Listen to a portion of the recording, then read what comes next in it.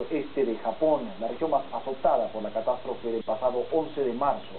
Un sismo que alcanzó los 6.5 grados en la escala de Richter y que tuvo como epicentro la prefectura de Miyagi, generó la alarma.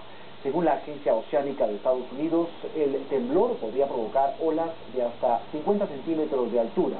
El movimiento telúrico también generó expectativa en los habitantes cercanos a la planta de Daiichi en Fukushima, pues otro tsunami en la zona podría hacer mucho más difícil la situación en la accidentada planta nuclear, que fue evacuada hoy precisamente por altos niveles de radiación en el agua del reactor 2, que según los expertos presenta niveles 100.000 veces superiores a los permitidos, y no 10 millones de veces como se había afirmado equivocadamente por ellos mismos el día de ayer.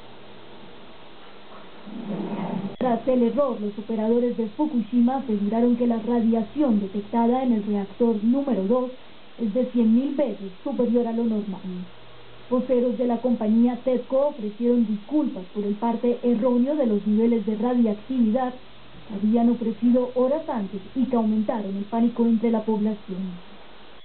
Al tomar una nueva muestra estamos tratando de determinar si el material que se filtró es yodo 134, pero no estamos seguros. El anuncio de que en la unidad 2 habían registrado niveles de radiación 10 millones de veces superiores a lo normal obligaron a la evacuación de los trabajadores de la zona, lo que entorpeció aún más los esfuerzos por estabilizar las 4 unidades averiadas en la central de Fukushima. En las últimas horas, la Agencia de Seguridad Nuclear japonesa informó que los niveles de yodo radiactivo hallados en el agua de mar cerca a la central nuclear supera en 1850 veces el límite legal. La gente que vive en un radio de 20 kilómetros alrededor ya fue evacuada. Las sustancias radiactivas han sido en gran medida diluidas en el momento en que son absorbidas por la vida marina y mucho más en el momento en que son consumidos por los seres humanos. Por esta razón no hay que preocuparse, dado que no es un riesgo para la salud. Los ingenieros que intentan estabilizar la central comenzaron el drenaje de agua radiactiva acumulada en los edificios de los reactores 1, 2 y 3, lo que permitirá continuar los trabajos para reanudar el suministro eléctrico. También iniciaron el bombeo de agua dulce a las unidades averiadas para evitar los efectos corrosivos del agua salada, con ayuda de equipos facilitados por el gobierno de Estados Unidos. En Hiroshima, el accidente en esta planta nuclear despertó los miedos más profundos en los denominados Hibakusha, sobrevivientes del primer bombardeo atómico de la historia el 6 de agosto de 1945. Ellos manifiestan su voluntad de pelear por un mundo sin actividad nuclear que para muchos es incompatible con la vida humana. Una foto para recordar de qué infierno volvió. Esta imagen fue registrada desde el bombardeo del 6 de agosto de 1945. En aquel momento, Tsunao Sugoi tenía 20 años. Sufrió graves quemaduras y desde entonces su vida fue padecimiento y enfermedades. Con casi 85 años no pensaba vivir un segundo drama nuclear, esta vez civil, en la central de Fukushima.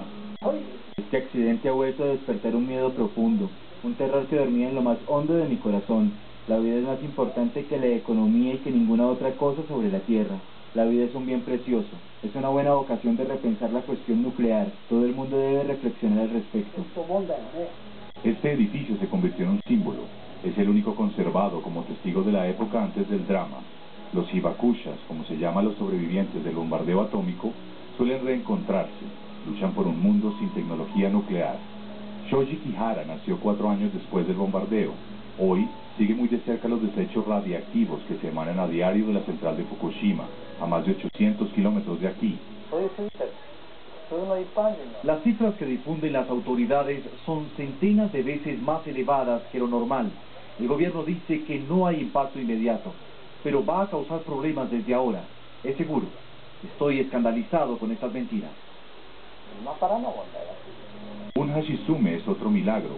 Tenía 14 años cuando fue irradiada.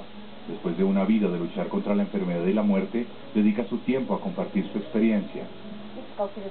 Siempre pensé que se produciría un accidente en alguna central nuclear en algún lugar y ocurrió aquí. No es posible coexistir con la actividad nuclear porque no se le puede controlar. Esta militante pacifista viajó a 70 países para contar lo que vivió. Hoy, el accidente de Fukushima le da un nuevo impulso a su lucha sin tregua. Ella consagra su vida a escribir para transmitir a las nuevas generaciones la esperanza de un futuro mejor y para que nadie tenga que volver a vivir una pesadilla semejante. Invitamos al informativo de NTN 24 vía Skype a Raúl Estrada, jefe de prensa de Greenpeace en México, organización que desde sus orígenes ha luchado contra la energía nuclear por considerarla un daño inminente para la humanidad y el medio ambiente. Señor Estrada, bienvenido al informativo de NTN 24 para toda la audiencia en el continente americano y el Caribe. Quisiera empezar preguntándole cuál es la verdadera dimensión, según lo ven ustedes, de esta emergencia nuclear en Fukushima. Buenas noches, Freddy, buenas noches a todo el auditorio de NTN 24. Bueno, la situación que estamos viendo en Fukushima es nuevamente una alerta para mostrar a la gente qué es lo que está pasando precisamente con el tema de la energía nuclear. El asunto en la central de Fukushima, en las centrales de Fukushima, nuevamente ha despertado la incertidumbre sobre si esta energía debe o no utilizarse, debido a que, como lo hemos visto en los últimos días, la radiación ha aumentado los niveles, ha superado la zona de evacuación. Greenpeace tiene en estos momentos un equipo de expertos que han estado haciendo monitoreos propios con científicos de universidades independientes, y esto ha mostrado que el radio que tenía, el radio oficial de evacuación de los 20 kilómetros ha sido completamente superado. El día de ayer en la ciudad de Itachi, se encontraron niveles que eran suficientemente fuertes para pedir a que la población fuera evacuada más allá de los 30 kilómetros. Entonces esto nos muestra que la crisis no ha sido superada, que las zonas a las que está llegando la radiación son mucho mayores de lo que se pensaba. ¿Por qué, siendo Japón un país que ya ha vivido horrores de tragedias nucleares, hablando de Hiroshima y Nagasaki, estaría mitigando las cifras en algo tan serio como es afectar a la población? Porque lo que usted nos está diciendo es que una cosa es el discurso que manejan las autoridades japonesas y otra la realidad en el campo que por lo menos su organización pareciera estar encontrando. Sí, exactamente. Lo que ocurre aquí es que el escenario que se planteó con la crisis en las plantas nucleares de Fukushima es un escenario que no había sido contemplado dentro de la industria nuclear. Realmente los escenarios anteriores de lo que había ocurrido, por ejemplo, en Chernobyl o en Tres Millas, hablaban solamente de un solo reactor afectado y el tratar de contener la fusión de los materiales radioactivos. Sin embargo, aquí estamos viendo que tenemos varias centrales afectadas. Estamos hablando de plutonio con este combustible MOX, que es potencialmente mucho más fuerte, y obviamente la imposibilidad de poder enfriar los reactores a pesar de que estuvieran parados.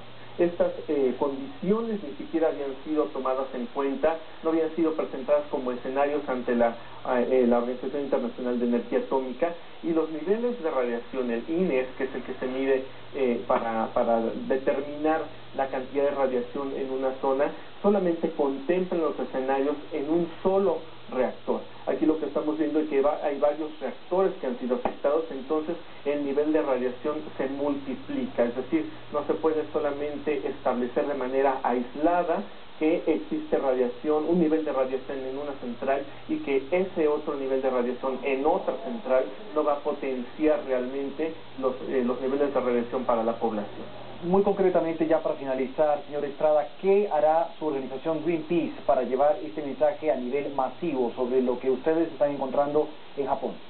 Bueno, lo que estamos ahorita haciendo es precisamente dar testimonio de que la radiación es mucho mayor a lo que ha determinado el gobierno japonés, y la exigencia es que se amplíe primero el radio de evacuación en la zona, y otra, que los gobiernos del mundo, tanto Japón como otros países, y por ejemplo en el caso México, Colombia, que no opten por la generación de energía a través de la fuente nuclear, porque es sumamente riesgosa. Existen fuentes mucho más seguras como la energía solar, la eólica, la energía geotérmica, que no dejan este tipo de daños, no hay necesidad de tener residuos confinados cientos de años en zonas aisladas a las que no puede acceder la gente. Las energías renovables como la solar, la geotérmica o la eólica son fuentes limpias de energía, no generan gases de efecto invernadero. Raúl Estrada, jefe de prensa de Greenpeace desde Ciudad de México. Gracias, Raúl. Gracias, Freddy. Buenas noches al auditorio. Buenas noches. Cerca de medio millón de personas en el noreste de Japón se alojan en refugios tras el devastador terremoto y posterior tsunami del pasado 11 de marzo. Sin embargo, la vida es incluso más dura para aquellos que aún tienen sus casas en pie. Sin electricidad, agua o combustible, muchos de ellos sufren las consecuencias de esa tragedia. Han pasado 2 semanas después del tsunami y poco ha cambiado en el paisaje de devastación en esta región de Japón. En la ciudad de Kamaishi, las olas de más de 10 metros de altura convirtieron una zona próspera en un cementerio. Aquí es donde Katsuo viene a orar por las víctimas. Él perdió a un amigo cuyo cuerpo, como cientos de otros ciudadanos, no ha sido aún encontrado. No hemos tenido una ceremonia por los desaparecidos. No sabemos dónde están. No sabemos qué pasó con ellos. La familia de Katsuo sobrevivió gracias a la localización de su vivienda, pero cada día la lucha es más dura, pues no hay electricidad ni agua potable. Otros, como Kyoto Shara, quieren huir de la costa. Mi esposo está en cama. Un doctor vino para darnos suficientes medicinas por un mes, pero estamos muy asustados y queremos irnos a Morioka. A pesar de la tragedia, algunas personas permanecen estoicas, como Takashi Osaka, que solía trabajar como pescador. No hay nada que podamos hacer. No es el primer tsunami. Cuando solía ser capitán, experimentamos 2 o 3. Pero nunca de esta magnitud. Este es el desastre natural más grande en los últimos 100 años en Japón. Para el mundo, es evidente que tomará un buen tiempo antes de que Japón borre las huellas de una tragedia inesperada. Hacemos una nueva pausa en el informativo, pero saludamos a Marlene Delia, que ya nos acompaña y nos adelanta que